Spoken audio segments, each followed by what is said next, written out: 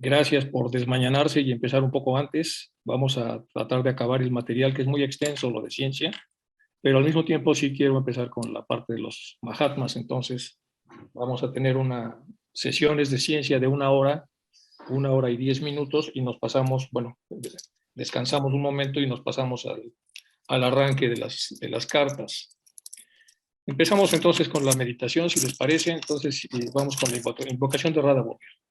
Hay una beatitud y un poder más allá de nosotros mismos, que viene en ayuda de aquellos que estamos preparados para recibirlo. Nos dirigimos respetuosamente hacia aquella beatitud, aquellas grandes fuentes de las cuales emanan incesantemente la fortaleza y la inspiración hacia todos los que estamos resueltos a abandonar el yo personal para desarrollarnos, aprender y compartir fraternalmente y sin reservas. Invocación de Radha. Bueno, continuamos con esto, con los martes a las 10 de la mañana. Esta es la nueva publicidad. Y después de esta nueva publicidad, pasamos ahora a lo que viene después, que serían las cartas de los Mahatmas. Empezamos 11:30 con esta parte. Y ahora continuamos con el estudio sobre la conciencia que habíamos visto de Anivesa. Me escribieron para decir que había yo estado muy atropellado en la presentación anterior, entonces hice algunos ajustes para volver a repetir algunas cosas y darlas con más cuidado de esta obra, que es un poco compleja en algunas cosas y que hay que revisar con cuidado. Entonces, esto es lo que ya vimos la sesión pasada. Aquí están algunos de los slides que vimos y vamos a arrancar, si les parece, en esto. Bueno. Entonces tenemos acá los dos planos superiores pueden concebirse existentes antes de la formación del sistema solar. Los dos planos superiores, ¿cuáles son? Pues estos dos planos que estamos viendo acá. Los planos que habíamos visto todo el plano Adi y el plano Anupadaka. Es lo que está comentando la señora Anivesa. Entonces, los dos planos superiores pueden concebirse como existentes antes de la formación del sistema solar nuestro. Y cabe imaginar al supremo Adi constituido por tanta materia del espacio simbolizada por puntos, como designó el Logos para formar la base material del sistema que se dispone a producir. Entonces, Adi, constituido por tanta materia del espacio que se simboliza por puntos, como designó el Logos para formar la base material del sistema que se dispone a construir, a producir, a emanar. Así como el operario escoge el material al que intenta darle forma, así también el Logos escogió al material y el lugar para su universo. Aquí entonces una correspondencia de lo que hace un operario cuando va a trabajar algún material para darle forma. Lo mismo el Logos escogió primero su material para crear al universo. Análogamente podemos imaginar el Anupadaka simbolizado por líneas. Los puntos son Adi, las líneas son Anupadaka, constituido de esta misma materia modificada por su individual vida y coloreada, digámoslo como significativa metáfora, por su omnianimadora conciencia, con lo que difiere en algún modo del correspondiente plano de cualquier otro sistema solar. Se nos enseña que los hechos capitales de esta labor preparatoria pueden representarse en símbolos, de los que se nos han dado dos. Uno se crea en los rituales, representa la trina manifestación de la conciencia lógica, y el otro el trino cambio en materia correspondiente a la trina vida, o sean los aspectos de vida y forma de los tres logos. Podemos colocarlos lado por lado con la significación que vemos acá. Entonces el Adi es este. Si lo vemos en tercera dimensión, si tratamos de imaginarla, el punto central está hacia arriba. Es como si estuviéramos viendo de la deidad hacia abajo. Entonces, de aquí hacia arriba, en un segundo plano, está la naturaleza trina, y luego está la línea no se pasa del círculo sobre el cual se va a estar el plano de manifestación. Entonces tenemos en este caso vida, y aquí tenemos forma, que son los diferentes puntos que están en el cosmos. Este es el cosmos de donde se va a tomar la materia para hacer el sistema solar, y este es el cosmos del sistema solar que ha creado su propio huevo áureo. Y entonces, de muchos de los puntos de materia que están en el universo, estos puntos, algunos van a ingresar en este sistema para que el Logos del sistema solar pueda entonces utilizarlo y crear su propio sistema.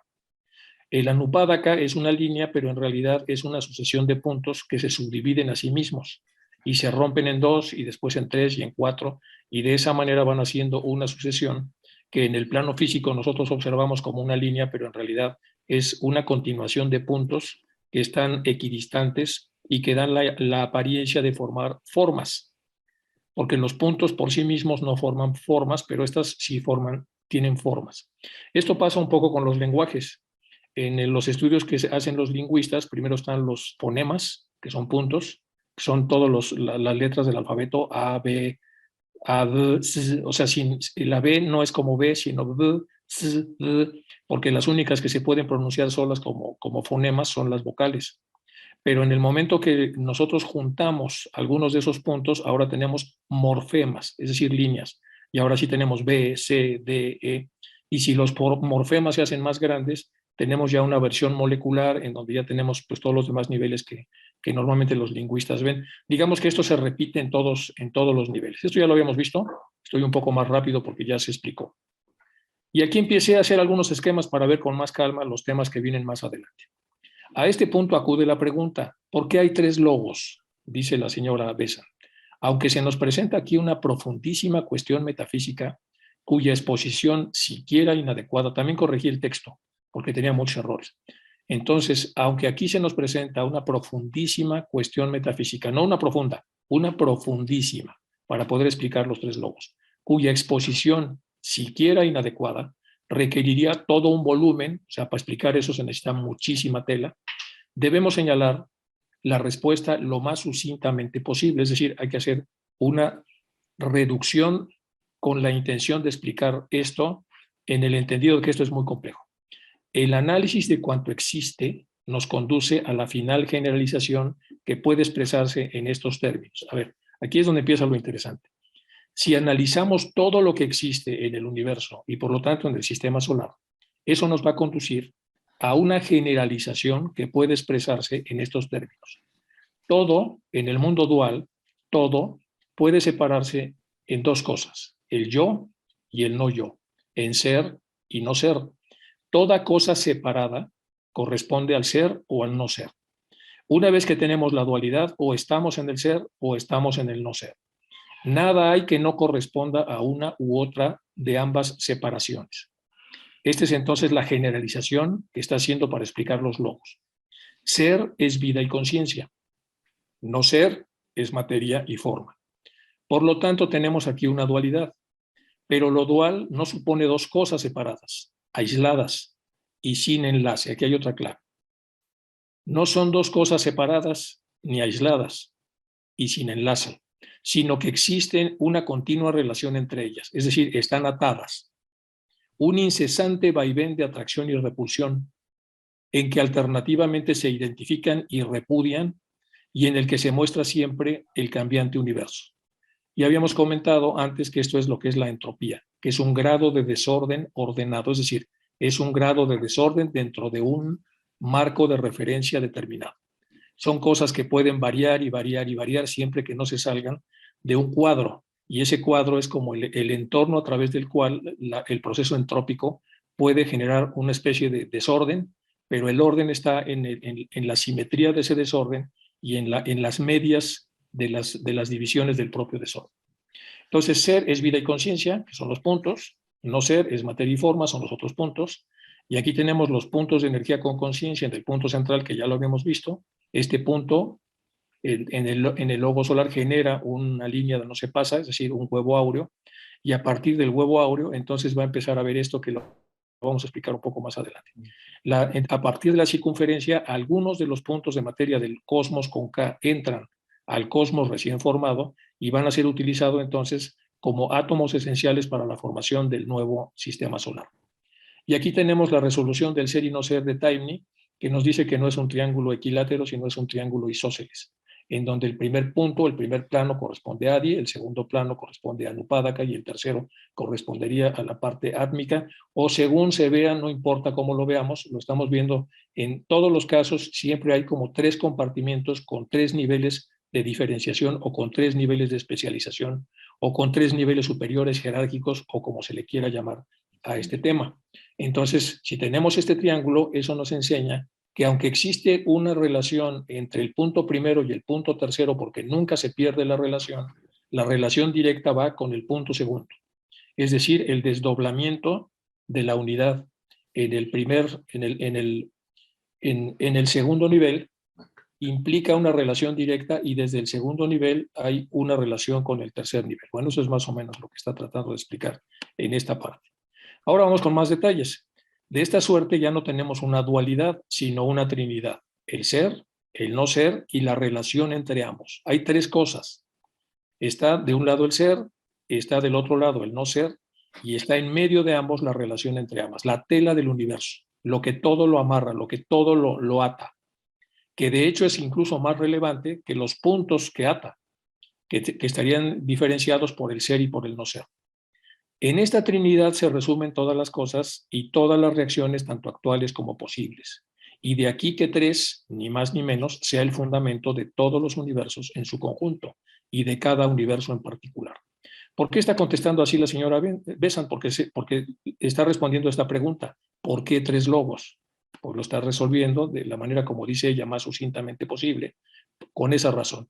Entre estos dos puntos hay una relación, entre este punto y el centro superior también hay una relación, el centro superior tiene relación con los tres y los tres tienen relación entre ellos, pero también a través del punto, como una especie de tálamo del cerebro, en donde todo pasa por él y él va repartiendo juego para todos lados, sin que el juego se salga de la línea, no se pasa. Bueno, esto es lo que está explicando entonces la señora Besant aquí. Esta trinidad se resume en todas las cosas, todas las reacciones, todo lo que existe en los universos en su conjunto, van a tener estas tres cosas. El punto A, que podría ser el ser, el punto B, que es el no ser, aquí está la dualidad, pero lo más relevante es la relación entre ambos, lo que los ata, lo que nunca los ha separado o ha permitido que se separen. Ahora, en el plano físico, la separación es una separación física, que los sentidos físicos nos indican que las cosas están separadas, pero en los planos metafísicos todo está unido, todo está atado. Este hecho fundamental exige de un plano de manifestación trina en un sistema solar. Y aquí porque el uno, el punto que va en tres direcciones a la circunferencia del círculo de materia y vuelve a sí mismo, manifiesta distinto aspecto en cada lugar del contacto con el círculo, constituyendo las tres fundamentales expresiones de la conciencia: la voluntad, la sabiduría y la actividad, es decir, la divina triada o trinidad, porque en el universal ser, Pratyaj Atma, y el interno ser, al pensar en el no ser, se identifica con él y le hace partícipe de su propio ser. Tal es la divina actividad, el Sat, la existencia prestada a lo no existente, que es la mente universal. Vamos, en función de lo que está comentando acá, hice este esquema. Entonces, de este punto central se dirige hacia la porción más material, que es la línea no se pasa, y de ahí se devuelve hacia acá, y es una especie como de radar, en donde se manda una señal y regresa, y según donde se vaya deteniendo el punto, como si fuera un radar o un sonar, entonces va a depender del tipo de actividad a que se refiera. Vamos a leer otra vez. Este hecho fundamental exige de un plano de manifestación trina en un sistema solar. Y he aquí porque el uno, el punto que va en tres direcciones, este punto que va en tres direcciones, a la circunferencia del círculo de materia, ese punto se va a ir a todas las direcciones del punto de materia, circunferencia, y vuelve a sí mismo, cada vez que emite ese rayo, el rayo vuelve, rebota en esta línea, no se pasa y regresa a sí mismo, manifiesta dentro de ese rebote un distinto aspecto en cada lugar de contacto con el círculo, constituyendo entonces estos tres puntos del círculo. Y esos tres puntos en donde rebota esta señal que manda el uno, constituyen las tres fundamentales expresiones de conciencia. Por un lado estaría la voluntad en la porción superior, después la sabiduría y finalmente la actividad en la porción inferior. Todas están vinculadas, todas están atadas, pertenecen a diferentes niveles evolutivos, es decir, del propio desenvolvimiento, pero en realidad siguen atadas por el uno, que las ha creado en diferentes formas. El último ejemplo que se da de esto, entonces, es que este uno es el uno más superior, este es el piso quinto de un edificio, manda la primera señal al piso cuarto, que es la voluntad, este se la manda al piso tercero, que es la sabiduría, y este se la manda al piso segundo, que es la actividad. Bueno, es más o menos como lo está tratando de explicar Taimni en relación a la propia explicación que da la señora Besant. El ser, cuando se reconoce a sí mismo, es sabiduría, chit, el principio de conservación. El ser, cuando se retrae del no ser, en su pura naturaleza, es felicidad, ananda, liberación de la forma. Vamos a ver otra vez. El ser, cuando se reconoce a sí mismo, cuando se ve a sí mismo, en cada uno de los puntos en donde se manifieste, es chit, y da un principio de conservación, de orden. Es la parte entrópica esta que permite que la vida se dé a través de este vaivén permanente entre el ser y el no ser.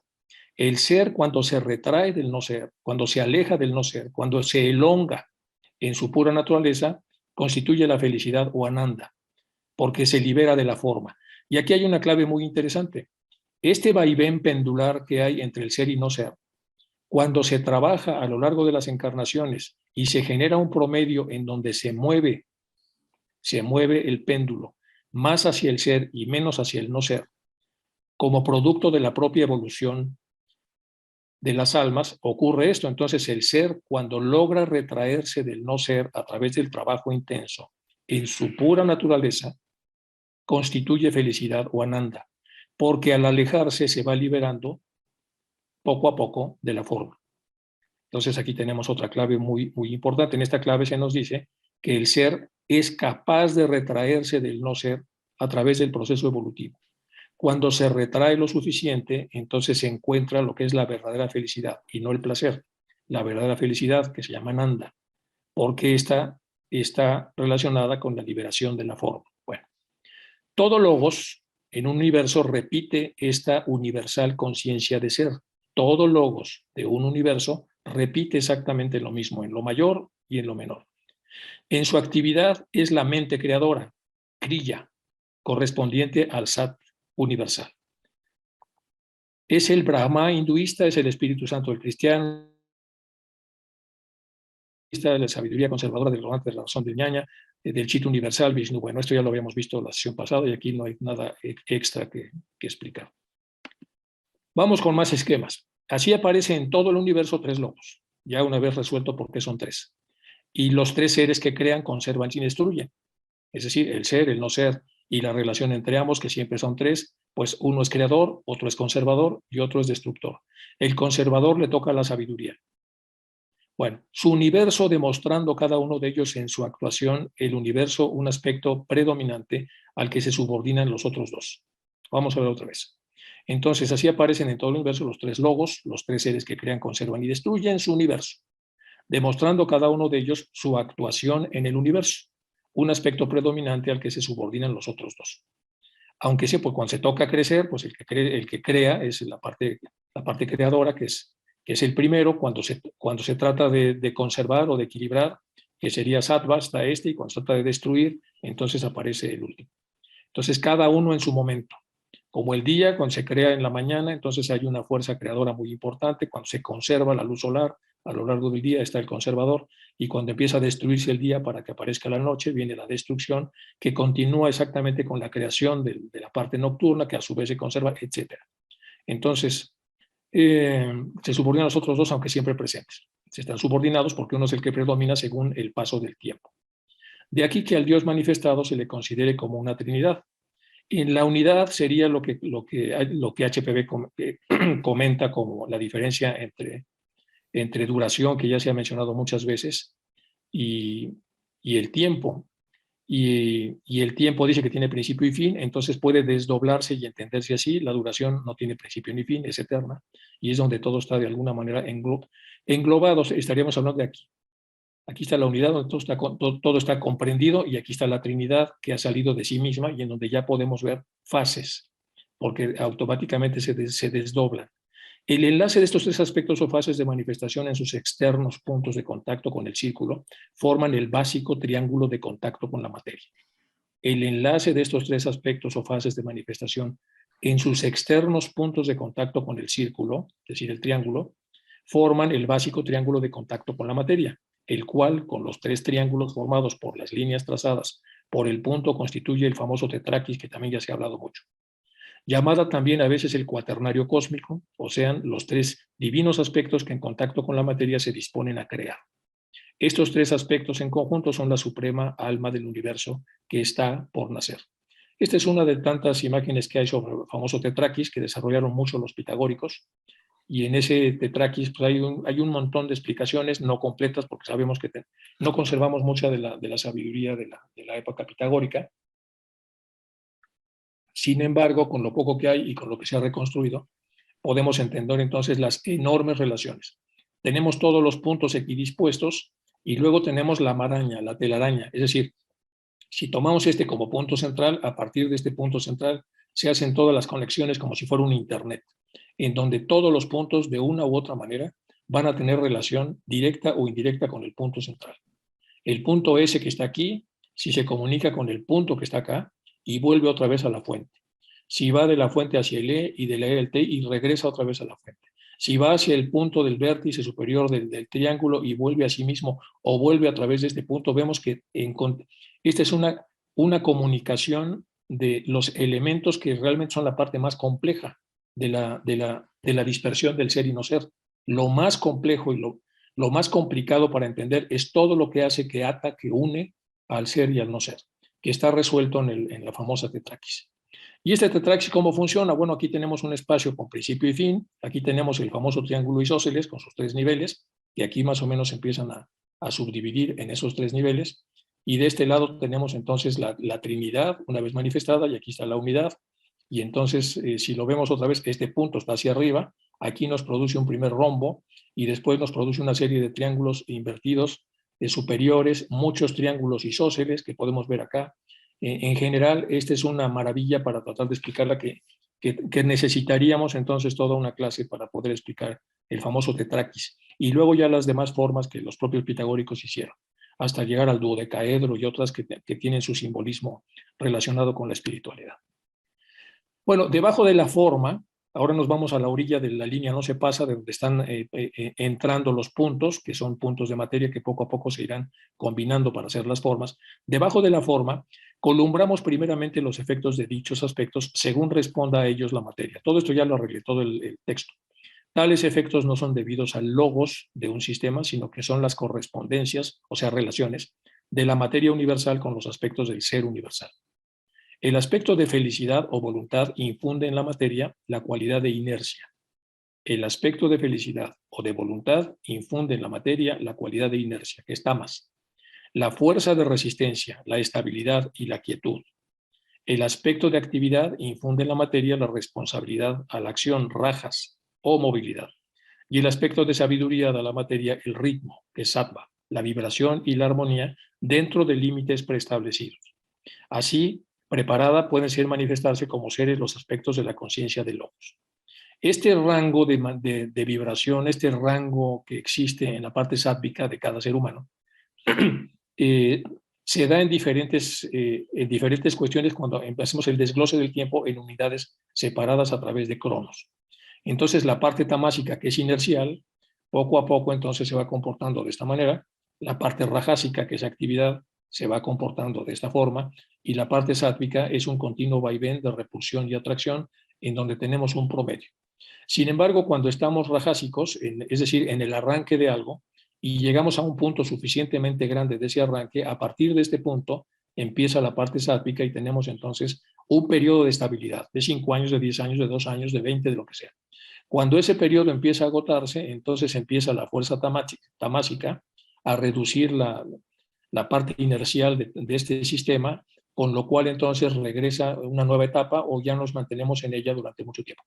La perversión más grande que puede existir de todo eso y lo que hace la mente humana a la hora de utilizar estas fuerzas, que muchas veces son desconocidas para las propias mentes, es aplicarlas en momentos inapropiados. Es decir, aplicar una parte tamásica en un momento de rajas, en un momento de arranque, nos hacemos muy inerciales, o aplicar rajas cuando estamos en un momento tamásico, etcétera. Entonces, para eso se requiere entonces que la mente esté suficientemente despierta para saber de qué se trata cada punto de su existencia y qué es lo que conviene hacer, qué es qué es lo conveniente en relación a estos 3 movimientos.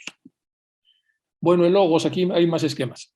El logos, todavía no el primero, puesto que aún no hay un segundo, aparece como un punto que irradia una esfera de materia trazada a su alrededor como el campo del futuro universo, y fulgureando cual verdadera montaña de luz, dice Anivesa. según dice Manú, aunque la luz tan solo visible en los planos espirituales. Es decir, para el que no ha desarrollado planos espirituales, esto es negro. Para el que ya los desarrolló, entonces puede ver una luz sumamente desarrollada, enceguecedora, que representa al logos, que todavía no es el primero porque todavía no hay un segundo. Para que exista un primero tiene que haber un segundo, eso se entiende perfectamente. Si solamente hay uno, pues no es el primero, ni el segundo, ni el tercero, es uno. Cuando del uno se desprende el segundo, ahora sí podemos dividirlos en un primero y un segundo. Aparece como un punto que irradia una esfera de materia trazada a su alrededor como un campo de lo que será el futuro universo, es decir, hace su huevo áureo, fulgurando cual verdadera montaña de luz, si dice el Manú, según dice el Manú. Bueno, aquí está entonces, este es el punto, soy esto, o este es el punto, aquí está el universo, y lo primero que se hace es formar esta delimitación de lo que va a ocurrir aquí, que aunque tenga relación con lo externo, en realidad es un huevo áureo, es decir, es donde va a ocurrir este cosmos con C, por diferenciación del cosmos con K, aunque procedan de lo mismo. Bueno, a esta gran esfera se le ha llamado sustancia primaria, y es el logos condicionado por sí mismo. Es decir, el logos se ha condicionado a sí mismo, inseparable en cada punto de la materia, de la cual se apropió para formar su universo.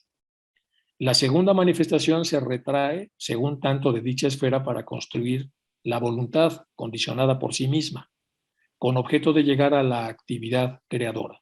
Yo soy esto, cuando el esto, el no ser, se es conocido. Entonces vamos a repasar esto porque es muy importante. A esta gran esfera, bueno, aquí tuve se le ha llamado sustancia primaria. Y es el logos condicionado por sí mismo, es decir, el propio logos mandándose a sí mismo, que ha generado este espacio, inseparable en cada punto de la materia que forma el huevo áureo, porque al final el huevo áureo es una sucesión de puntos, y entonces puntos inseparables. Y esto veámoslo como una esfera, no como una rueda que está en dos dimensiones. Imaginemos que esto es un huevo, es esférico. Entonces, el logos condicionado por sí mismo, inseparable en cada punto de la materia de la cual se apropió para formar esto. Entonces, esa materia vamos a ver más adelante cómo la toma del universo, del cosmos con K. En la segunda manifestación, ya que está formado el huevo áureo, ahora se retrae un tanto de dicha esfera, es decir, se regresa de la periferia, otra vez al punto se retrae un tanto de dicha esfera para constituir el segundo punto, que es la voluntad condicionada por sí misma. Es una voluntad a través de la cual aparece la intención, en forma de voluntad, de crear, con el objeto de llegar a la actividad creadora. Entonces tenemos el logos condicionado por sí mismo, desprendido, esta es la parte espiritual, la parte de voluntad y finalmente la parte de creación.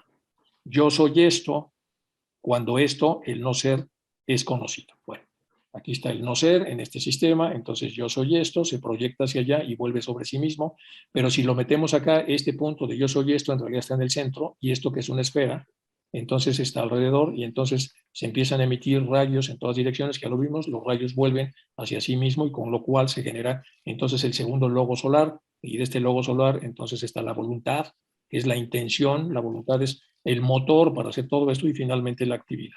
Porque bueno, vamos ahora entonces con el punto, simbólicamente hablando, a fin de sugerir la idea de forma, según se ve del lado de las apariencias, vibra entre el centro y la circunferencia, ya lo habíamos visto.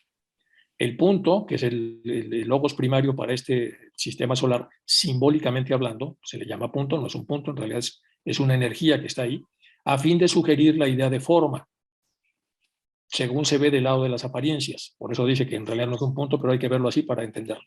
Vibra entre el centro y la circunferencia. O sea, la zona de vibración es entre este punto y su circunferencia. Ahí se da la vibración. Para que exista una vibración se necesitan dos polos. Si no, no podríamos tenerla. Entonces, el polo que se hace aquí es entre la circunferencia que ya se ha creado y el punto. Y entre estos dos aparece la vibración. Vibra entre el centro y la circunferencia trazando de esta suerte una línea divisoria entre el espíritu y la materia, que se hace posible en su conocimiento y genera la forma para el segundo aspecto, el ser al que llamamos segundo logos. Vamos a revisar otra vez. Entonces va a vibrar entre el centro y la circunferencia y traza de esta suerte una línea imaginaria divisoria entre el espíritu, que sería el propio punto del cual emana esto, y la materia, que sería lo que está fuera del punto y lo que establece la vibración. Entonces podemos imaginar que de este punto hacia la periferia, las porciones más cercanas de vibración, cercanas al punto, son vibraciones enormes, son frecuencias inimaginablemente rápidas. Y conforme se va alejando hacia la periferia, lo que es el propio cinturón que él mismo ha creado, entonces la vibración es muchísimo más lenta. Entonces hay una mayor vibración en la parte cercana al punto que origina todo, que sería la parte espiritual del universo, perdón, en este caso del sistema solar, y luego una vibración mucho más lenta cuando llegamos al límite. En todos los casos habrá vibración, es decir, habrá una relación del punto con la periferia. Entonces, eso no se va a modificar, siempre habrá una vibración. Bueno, entonces, de esta suerte la línea divisoria entre el espíritu y la materia, que hace posible su conocimiento para generar la forma, que es el segundo aspecto. El ser al que llamamos segundo logos, que es el segundo ser, simbólicamente representado por la línea o diámetro del círculo. Es decir, todos los espacios a través de los cuales podemos medir la distancia que hay entre el punto y la circunferencia serían entonces estas líneas como diámetros. Y aquí tenemos este diámetro que si lo dividimos en 360 grados, pues habría aquí un montón de puntos y si a su vez cada uno es en 7, bueno, ya se imaginan, es una radiación inimaginablemente amplia hacia todos los puntos del contorno del universo, del sistema solar que está siendo creado. Entonces se genera una forma para el segundo aspecto, el ser al que llamamos segundo logo, simbólicamente representado por la línea o diámetro del círculo. Aquí se presentan todos los diámetros para que el 1 toque a la circunferencia. Simbólicamente representado por la línea o diámetro del círculo. Esto se expresa como sigue en la mística frase. Tú, dice el logo central, eres mi hijo, dice a la periferia, tocada a través de esta increíblemente grande cantidad de diámetros. En este día te engendré. Esta relación entre padre e hijo, en la unidad de la divina existencia entre el primero y el segundo logos, corresponderá al día de manifestación, al periodo de vida de un universo. Este engendramiento del hijo, esta aparición del segundo logos, o sabiduría, que en el mundo de la forma está señalada por la diferenciación divisoria entre el espíritu y la materia, constituye los dos polos entre los cuales se tejerá la tela de este universo que ya vimos que es una maravilla y es impresionantemente sofisticada y compleja. Entonces, este segundo logos, que es la tela, y lo que está haciendo es conectar el punto con la periferia. Y no nada más está conectando el punto con la periferia, sino que, como dice aquí, en el mundo de la forma quedará señalada la diferenciación divisoria entre el espíritu y la materia. Bueno, ya una vez aclarado, bueno, aquí está el punto que vibra entre sí mismo y la periferia trazando una división espíritu-materia. Tú eres mi hijo, en este día te engendré. Bueno, es lo mismo que habíamos visto. Es el campo del futuro universo, etc. Ahora vamos a ver de dónde viene toda la materia, etc. Bueno, es por decirlo así, continúa la señora Besa, el desdoblamiento de la neutra e inactiva electricidad. Ojo, es por así decirlo, el desdoblamiento, está hablando ya de esta segunda fase, de la neutra e inactiva electricidad que viene del 1, que puede simbolizarse en el primer logos, en la dual forma de electricidad positiva y negativa cuando ya ha bajado, símbolos del segundo logo. De modo que se manifieste lo inmanifestado. Lo inmanifestado es la neutra e inactiva electricidad y lo manifestado es esta electricidad que ya vibra a través de dos polos y se manifiesta lo inmanifestado a través de esto. Este desdoblamiento del primer logos está vívidamente representado en la multiplicación de las células que podemos observar en el plano físico. Aquí nos pone un ejemplo alegórico, en donde se ve que una célula se divide a sí misma en dos por la aparición de una pared divisoria. Nosotros sabemos que en la división mitótica hay dos divisiones celulares, que es la meiótica y la mitótica. En la mitótica lo que aparece es esta secuencia. Hay una célula normal, de pronto se empiezan a dividir aquí los cromosomas, luego se hace un adelgazamiento en la parte central, con lo cual se hace una línea divisoria, se reparten y se duplican los cromosomas para que vuelva a quedar el número exacto, en el caso de las células humanas de 46, entonces se va la mitad para arriba, la mitad para abajo, y después se hace una separación y tenemos dos células idénticas que proceden del primer padre, es decir, del padre que las ha engendrado.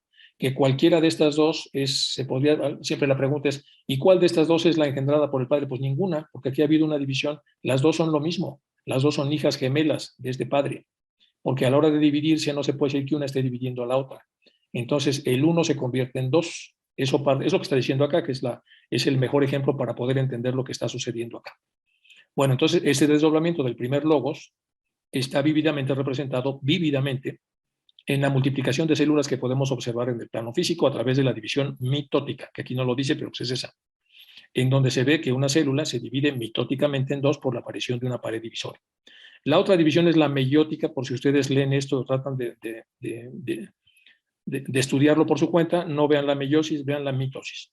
Porque todo cuanto aquí en la Tierra ocurre no es ni más ni menos que el reflejo en la grosera materia de cuanto ocurre en planos superiores.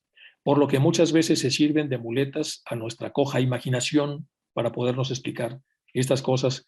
Y esas cojas muletas son los ejemplos que vemos en el desenvolvimiento del plano físico donde estamos. Como es arriba, es abajo. Aquí lo dice entonces textualmente. Acuérdense que todas estas áreas son textuales de lo que dice la señora Besa. Entonces, todo lo que aquí esta es una frase muy interesante, por lo que muchas veces le sirven estos ejemplos de muletas a nuestra coja imaginación que tiene sus limitaciones. Lo físico es reflejo de lo espiritual. Después, el punto y la línea que gira con él vibran en sentido normal a la primera vibración, formando de este modo en el círculo interior del círculo de cruz que procede al Padre y el Padre del Hijo. Este es el símbolo del tercer logos, la mente creadora, la divina actividad, la dispuesta a manifestarse como un creador, como la cruz activa o suástica.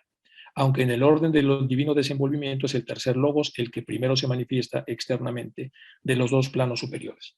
Aquí están las tres fuerzas entonces, la fuerza logoica primera, está además la voluntad para que esto suceda y finalmente la acción, es decir, que a través de la sabiduría que tiene el segundo se producen las condiciones para que empiece esta duplicación. Bueno, es por así decirlo el desdoblamiento de la neutra e inactiva electricidad que puede simbolizarse en el primer logos de la dual forma de electricidad positiva y negativa. Aquí sería el logos inicial y aquí estaría ya dividido. Bueno, vamos con más calma para poder explicar entonces esto bien. Ahora sigue ya con el origen de las mónadas. Pero antes de considerar la creadora actividad del tercer logos, porque ya se está desenvolviendo el universo dentro de esta línea, dentro de este huevo, debemos atender al origen de las mónadas o unidades de conciencia para cuya evolución en la materia se prepara un campo de un universo. En el capítulo segundo, dice ella, trataremos más extensamente el punto de las mónadas. Las miríadas de mónadas que han de evolucionar en el inminente universo que apenas está por desarrollarse, se engendran en la divina vida, como las células en los organismos. Antes de que se forme el campo de su evolución, de esto se ha dicho lo siguiente. Vamos a leer otra vez. Dice, las miríadas de mónadas que han de evolucionar en el inminente universo, es decir, el que está a punto de aparecer, se engendran en la divina vida, como las células en los organismos, antes de que se forme el campo de su evolución. ¿Cómo que las células en los organismos? Estamos hechos de células y esa célula va a generar un organismo, esa semilla va a generar un árbol.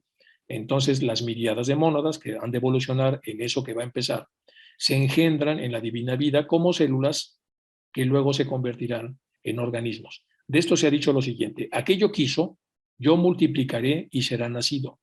Y lo múltiple surgió de lo uno. Y por este acto de voluntad del uno, la voluntad tiene sus dos aspectos, de atracción y repulsión, de inspiración y expiración. Cuando surge el aspecto de repulsión, se establece la línea divisoria de la separatividad.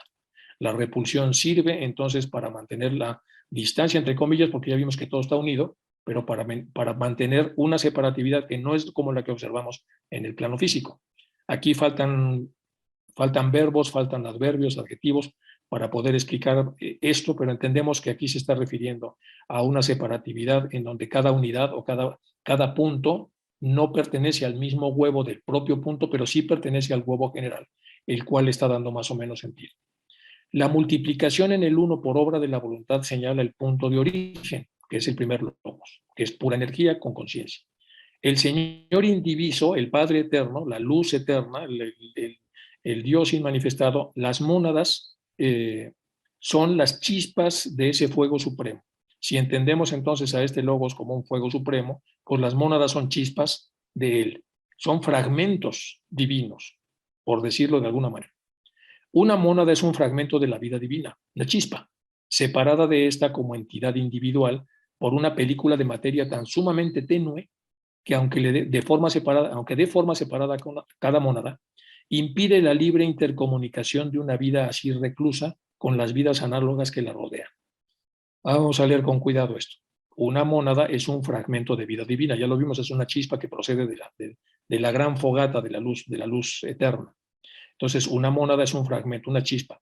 Está separada de esta como una entidad individualizada por una película de materia tan tenue que apenas da una forma que permite que ella se separe, cada mónada, impidiéndole la libre intercomunicación de una vida así reclusa con las vidas análogas que le rodean, es decir, con las otras mónadas.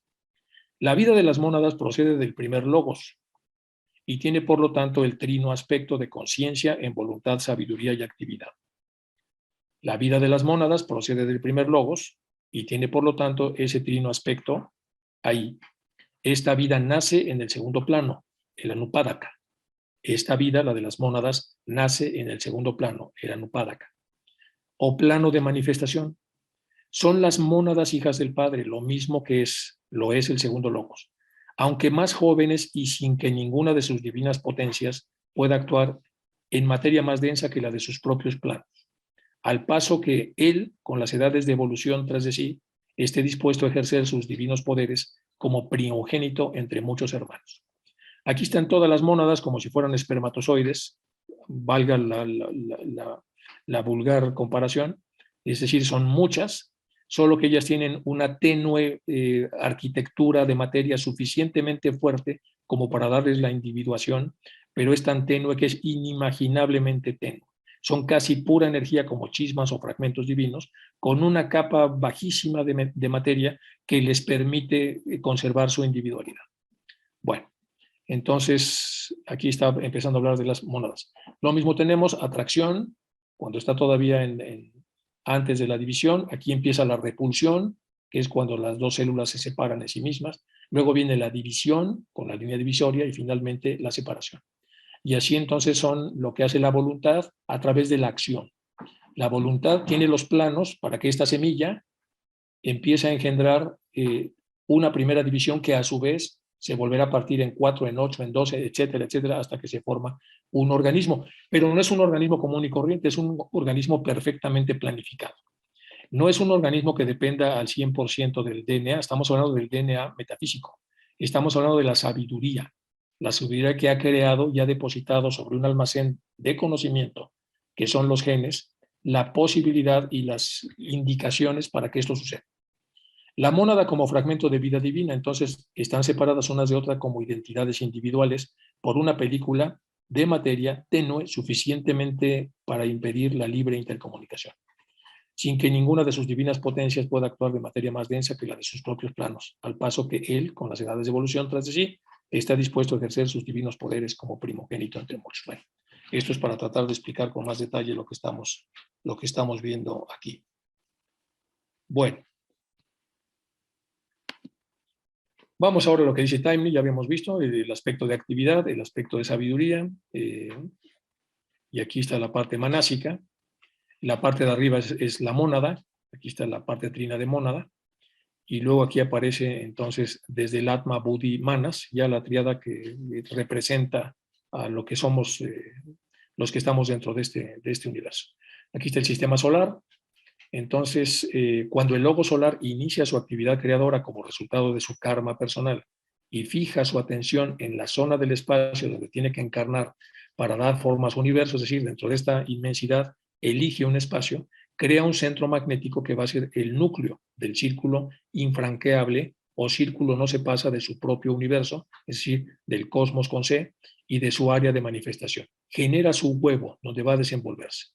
Y de este huevo y de la materia que del universo llega a él, también de esa van a estar constituidos los seres que ahí habitamos. Podemos observar aquí que los átomos permanentes están mucho más evolucionados que los demás átomos, encontrándose en el mismo estado de desarrollo completo que los de la séptima ronda en los individuos que están a punto de alcanzar el grado de adeptos. Por consiguiente, estos átomos han logrado desarrollar el más elevado posible, como hemos visto, y están cargados con todas las cualidades que han traído de encarnaciones anteriores. Esto se había preguntado la vez pasada sobre los átomos permanentes y también, bueno, aquí hay un poco de eso para poderlo contestar. Cuando una persona alcanza el nivel de un Buda Es absolutamente imposible para él encontrar átomos que le sean de utilidad, exceptuando los que ya han servido de átomos permanentes a seres humanos.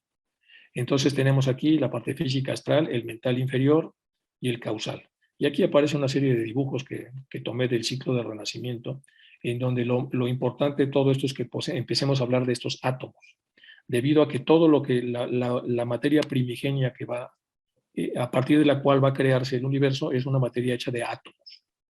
Dice, moran las mónadas en el plano Anupádaka, ya lo vimos, de ahí sale, con las raíces de su vida en Adi. Las raíces vienen, pues, obviamente del fuego principal, aunque todavía sin vehículos sobre los cuales puedan actuar, esperando el día de manifestación de los hijos de Dios. Ahí permanecen las mónadas mientras el tercer logos comienza la externa obra de manifestación. Y plasmando el universo objetivo procede a infundir su vida en la materia, a formar materiales dispuestos para construir los vehículos necesarios a la evolución de las mónadas. Aquí hay que hacer alguna reflexión también en este sentido. Y el sentido que tenemos que reflexionar es que estas células, por así decirlo, vamos a usar el ejemplo de la célula, esta célula en realidad, y aquí hay ya una evolución enorme, porque son puntos equilibrados, tiene su propio núcleo, salvo que sean eucariotes o protocariotes, que también hay una división de la biología para separarlas, pero digamos que todas tienen un punto central y todos tienen un esquema de vibración, y todas, en general, toda la materia que tengan es una superposición de puntos a través de los cuales estos puntos, girando sobre sí mismos y moviéndose en diferentes direcciones, le dan forma a la forma, valga la redundancia. Entonces aquí estamos hablando de la forma ya un poco más sofisticada.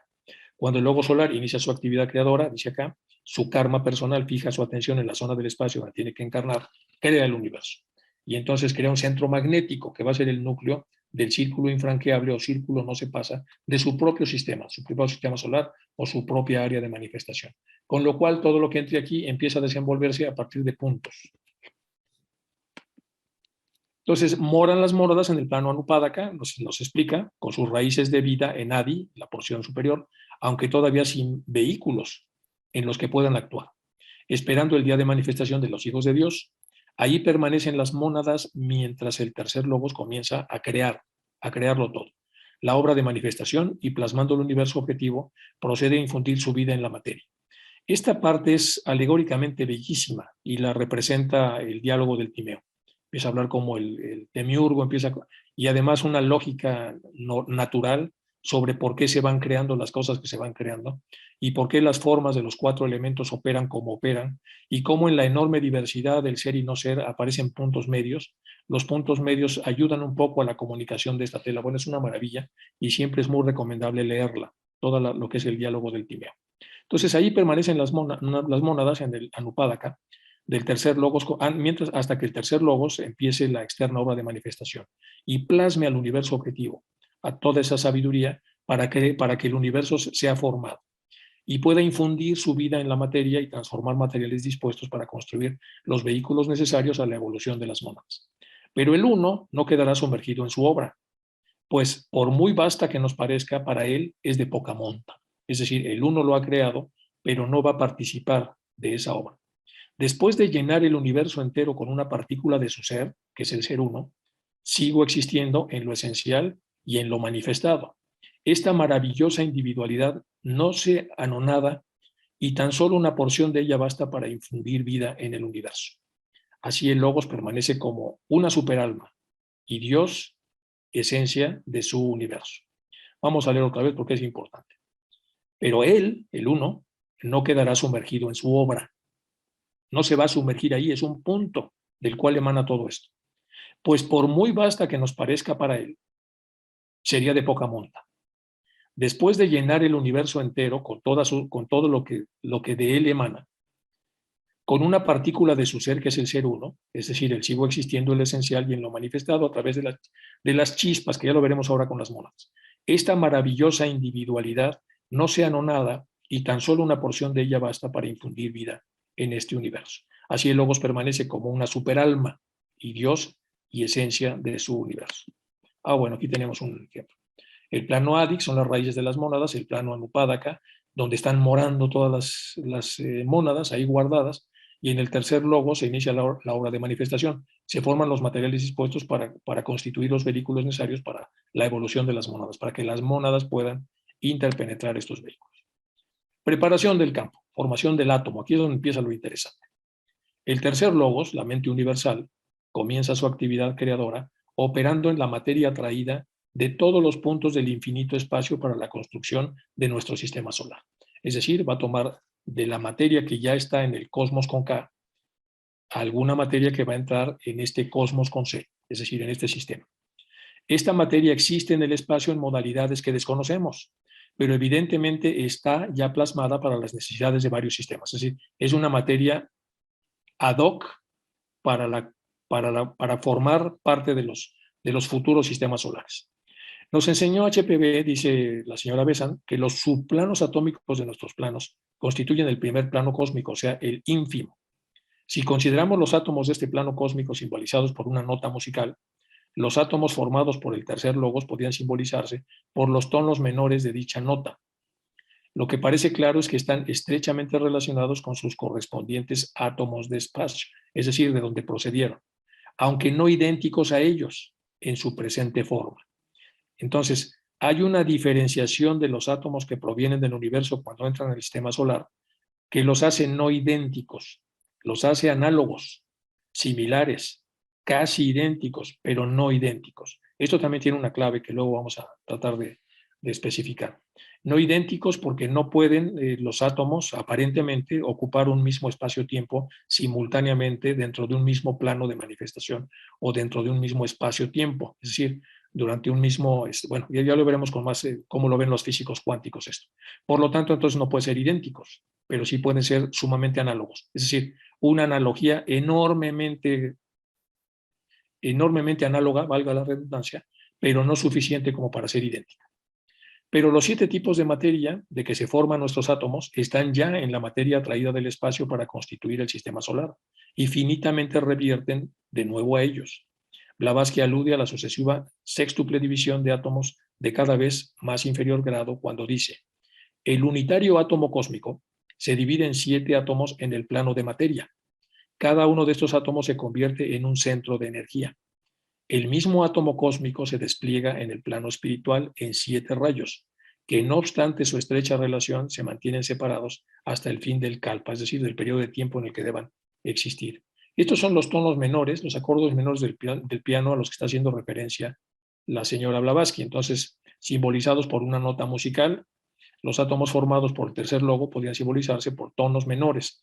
Acuérdense que ya nos había dicho, nos había aclarado Félix de las famosas comas que hay entre los tonos menores y sostenidos, que son 9, y entonces no son tonos verdaderos, salvo los tonos de las notas musicales, pero a eso se refieren los acordes menores en el piano. Bueno, eso es lo que estoy diciendo acá, si es que lo estoy entendiendo correctamente. Cuando el logo solar inicia su actividad creadora como resultado de su karma personal y fija su atención en la zona del espacio donde tiene que encarnar para dar forma a ese universo, crea un centro magnético que va a ser el núcleo del círculo, infranqueable, o círculo no se pasa de su universo y de su área de manifestación. Aquí está el cosmos, entonces aquí está lo que el logo solar escogió para iniciar su encarnación. Y entonces el sistema solar naciente permite que ciertos átomos del cosmos ingresen en esa línea, en este plano de manifestación del sistema solar naciente. Y aquí está el logo solar, con el círculo no se pasa del centro magnético al núcleo, y esto es el círculo que divide al sistema solar naciente del cosmos de donde procede. Y estos son algunos de los átomos de ese cosmos que entran a formar parte de la generación de materia de este sistema. Esto está perfectamente, aquí esto no necesita mayor explicación porque está muy claro. ¿Cuál es la diferencia entre tiempo y duración? Ya lo habíamos comentado, esto es de las transacciones, estas de la logia Blavatsky de sus alumnos, de las que ya hemos hecho referencia muchas veces. Y explica HPV, la duración no tiene principio ni fin. Está hablando entonces del uno. ¿Cómo puedes llamar tiempo a lo que no tiene principio ni fin? La duración no tiene principio y fin. El tiempo, en cambio, es finito. Entonces, la duración, la concepción infinita y el tiempo, la concepción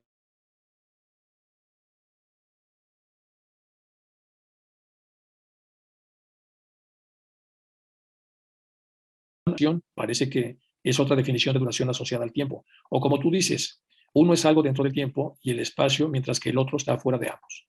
Aquí otra vez tenemos problemas con el lenguaje, porque la duración que nosotros utilizamos cuando hablamos del tiempo es diferente a la duración de la que está hablando aquí HPV. Y como los dos se llaman igual, hay un poco de problemas para entenderlo. Vamos a poner a esta como duración 1, que es la primera definición de duración, o duración mayor, y esta duración entonces no tiene principio ni fin, y luego vamos a hablar a esta como duración dentro del tiempo, es decir, una duración menor, un desenvolvimiento menor. Entonces el tiempo se puede dividir, la duración, la primaria no, la secundaria sí, en espacios dentro del propio tiempo. Uno es algo dentro del tiempo y el espacio, mientras que el otro está fuera de ambos. La única forma en la que uno puede definir el tiempo es por el movimiento de la Tierra, pero también podemos definir el tiempo en nuestras diferentes concepciones. Duración más bien, se le pregunta a alguien, no, tiempo, porque en cuanto a la duración es imposible dividirla o establecer mojones en ella. La duración para nosotros es la única eternidad, no relativa, sino absoluta. Y aquí aparece en inglés cómo se hace este diálogo, porque es un diálogo complejo, para el que quiera, una vez que analice todo esto, ver exactamente cómo se llevó a cabo este debate. El desenvolvimiento a partir del tercer logos requiere tiempo y duración, entendida esta duración como duración en verbo finito, mientras que en su ser interior el logos tiene una duración sin principio ni fin, es decir, una duración infinita. Entonces podíamos atrevernos a decir que hay una duración finita, que es la que puede medirse dentro del tiempo, y una duración infinita, que es la verdadera duración a la que alude aquí Blavatsky. Entonces, time and duration es exactamente lo mismo en el diálogo. Lo rápido rajásico, lo lento tamásico, lo equilibrado sátvico o desequilibrador no sátvico o caótico requieren duración finita, es decir, requieren espacios dentro del tiempo manifestado para ser comprendidos y medidos. Aquí, necesariamente, tenemos que utilizar ese tipo de duración, que sería una duración finita. Bueno, eso para resolver el tema de la duración y el tiempo. Ahora vamos a ver por qué ocurre esto. La duración de la vida en el diccionario sánscrito se dice ayu. Y la duración, como el final de la duración en el tiempo, se dice kalpanta. Y aquí están, entonces tenemos durakitama y durakitamanilla. Y entonces tenemos ayu, que es la duración de la vida. Hay otra duración que hace referencia a cómo venimos a la vida otra vez. Hay otra duración que hace referencia a la destrucción de la vida. Hay otra más que es un sinónimo porque también habla de la destrucción de la vida en tres aspectos. Luego, en la primera vida, luego la separación de la primera vida, la separación de etcétera, etcétera. O sea, en el sánscrito esto lo tienen clarísimo y tienen un montón de palabras para hablar de esta duración finita. Y después, por supuesto, también se habla de la duración infinita. Entonces es un lenguaje que facilita la comprensión de esto. Nosotros nomás tenemos esas dos palabras y por eso se nos complica tanto el asunto. Porque a partir de estas dos palabras tenemos que resolver el entuerto que a ver quién puede desfacerlo, porque es muy complejo entenderlo en estas dos formas, salvo que podamos diferenciarlas. Entonces esta es una invitación para que vean el diccionario de sánscrito y puedan ver entonces por qué ese lenguaje tan perfecto ayuda mucho a entender, porque además tiene las mismas raíces a través de las cuales trata de definir lo mismo. Bueno, vamos ahora, fuera de los límites de un universo, asume esta materia que ha entrado a este sistema un peculiar estado. Fuera de los límites del universo, asume esta materia un peculiar estado, pues sus tres cualidades, inercia, movimiento y ritmo de la materia, se equilibran recíprocamente. Podemos considerarlas como un círculo en reposo, es decir, en estabilidad, en calma. Algunos libros antiguos dicen que la totalidad de la materia es inerte en tal estado y también se le llama virgen, materia virgen. Es la celestial Virgen María, el océano de materia virgen que llega a madre por obra del tercer logos, cuya actividad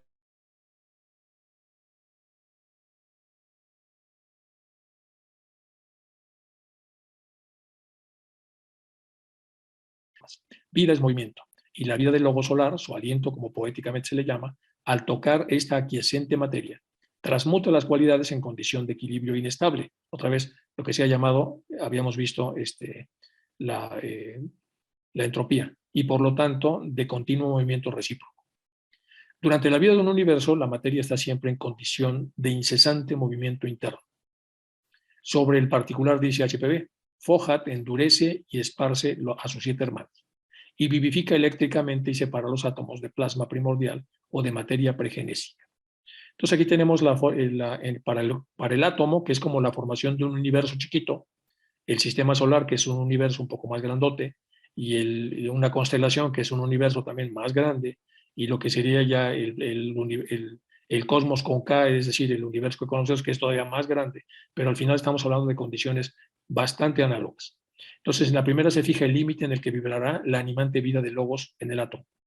Esta delimitación de la longitud de onda vibratoria se denomina técnicamente la divina medida que da a los átomos de un plano su distintiva peculiaridad. Entonces, en la primera forma, la formación del átomo tiene tres etapas. La primera se fija el límite en el que vibrará. Es decir, vamos a ver un átomo que va a vibrar en esta frecuencia, va a tener estos hercios de vibración. Esta delimitación de la longitud de onda en la cual vibrará ese átomo se denomina técnicamente divina medida y tenemos entonces átomos con diferentes divinas medidas. Aquí el ejemplo es lo que nos dice Leadbeater en lo que habíamos visto antes de los famosos chakras. Aquí hay divinas medidas enormemente, con unos hercios enormes, y aquí hay divinas medidas con un tono vibracional obviamente mucho más limitado. Vamos a ver un último slide para seguir con esto. Dice, en la segunda etapa, ya que se formaron, acuérdense aquí que tenemos la primera etapa. En la primera etapa, entonces, se define la longitud de onda vibratoria en la que participará cada átomo. Dado que nosotros atraeremos estos átomos que están ahí en función del punto vibracional que decidamos a través del propio pensamiento, que ya lo veremos un poco más adelante. En la segunda etapa, el logos, de conformidad con esta divina medida que tiene cada átomo, señala las líneas que determinan la configuración de cada átomo, los ejes fundamentales de desarrollo y la relación angular entre estos ejes del propio átomo, todo lo cual determinará la forma del átomo en paridad con la del correspondiente átomo cósmico, cuya más cercana analogía son los ejes de cristales en el plano físico. Estos son los ejes que se llaman ejes de cristales. Se llaman ejes cristalográficos, los pueden ustedes ver, y aparecen en 3 dimensiones dentro de un plano bidimensional, tienen varios nombres, y al final de cuentas es una subdivisión de los cristales, pero que es lo que más se parecería a lo que son las analogías relacionadas con los átomos de paridad a los átomos cósmicos. Entonces, en la segunda etapa vamos a repetir el logos de conformidad con esta divina medida que tiene cada átomo. Señala las líneas que determinen la configuración del átomo. Es decir, ya se definió la divina medida y ahora vamos a ver cómo van a estar conformados, cómo van a estar constituidos. Y para eso se requieren ejes, como cuando vamos a hacer cualquier producción a escala, necesitamos ejes para poder crear dentro de esos ejes la forma que vamos a crear. Y estos ejes son en 3 dimensiones y luego en 4, cuando ponemos algunos círculos, aquí tenemos que imaginar una tercera dimensión para poder imaginar la profundidad. Entonces, en esos ejes de desarrollo se hace una relación angular entre estos ejes, es decir, se ponen aquí los ángulos que hay de diferencia entre el plano superior, el plano vertical, el de las X y el de las Y, y entonces, junto con todos los ejes, sale un plano acerca de cómo va a ser ese átomo formado, qué forma va a tener, qué conformación y qué configuración.